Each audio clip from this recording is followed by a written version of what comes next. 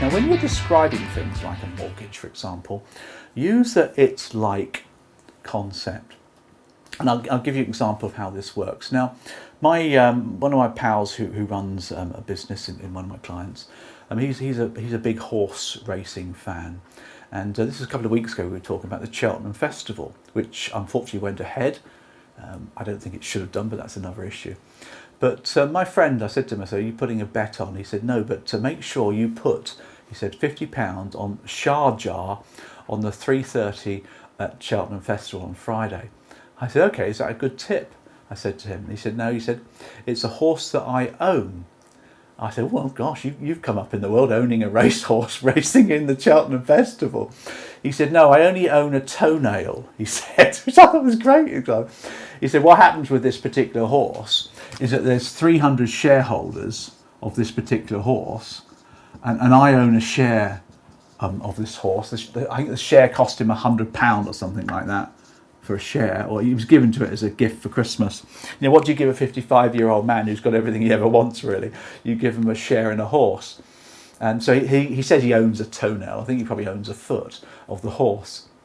And a number of shares are issued. There might be I think there's 3,000 shares or so divided up amongst 300 shareholders. And the whole point is, though, that if the horse wins the race and gets like 50 grand or 100 grand prize money, that prize money is then distributed to the shareholders in the form of dividends. And it's his way of having a bet without betting.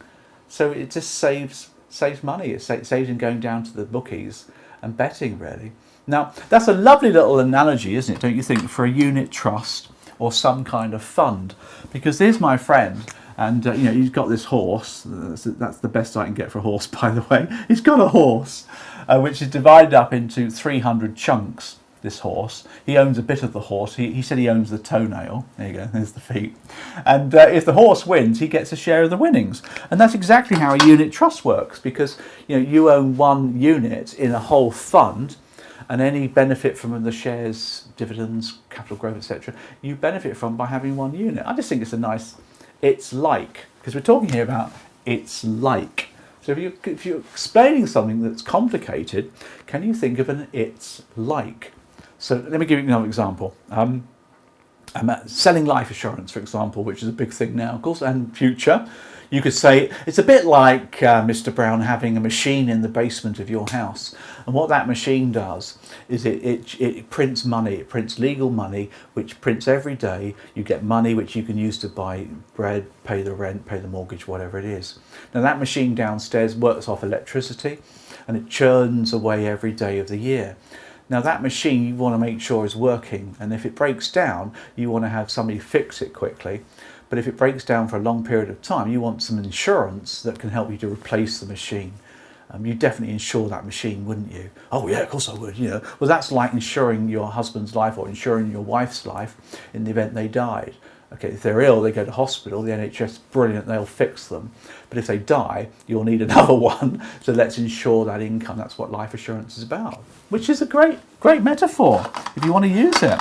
You see, when you talk to the general public, they're not like us. They haven't studied CMAP. They don't understand stuff. And people are all very different, aren't they? Another one is bridging finance. Now, back when I was a young lad, my mate Kev, he would always borrow money from me. He was paid weekly, and he would always borrow money from me down the pub, and he would pay me back on Friday when he got paid, and it was fine. Now, there's one instance where my mate Kev, he wanted to buy a car. He got this new car he had in mind, but he was trying to sell his old car, and he put it on the market and couldn't flog it. So he said to me, "Look, Paul," he said, "would you lend me the money," he said, "to buy the car now? And when I sell my old car, I can pay you back, and I'll give you an extra 10%, so you'll make a profit." I said, "Yeah, go for that," because his car was quite saleable. And he did. I gave him the money to buy the new car, and he put the car on the market. He got it sold in the end, and he gave me the money I lent him, plus another 10%. And, nice little profit, that tax-free as well, because I didn't declare it. Now, that's exactly how bridging finance works. That's all. Bridging finance means that you are given money to buy the house that you have in mind without selling the first house.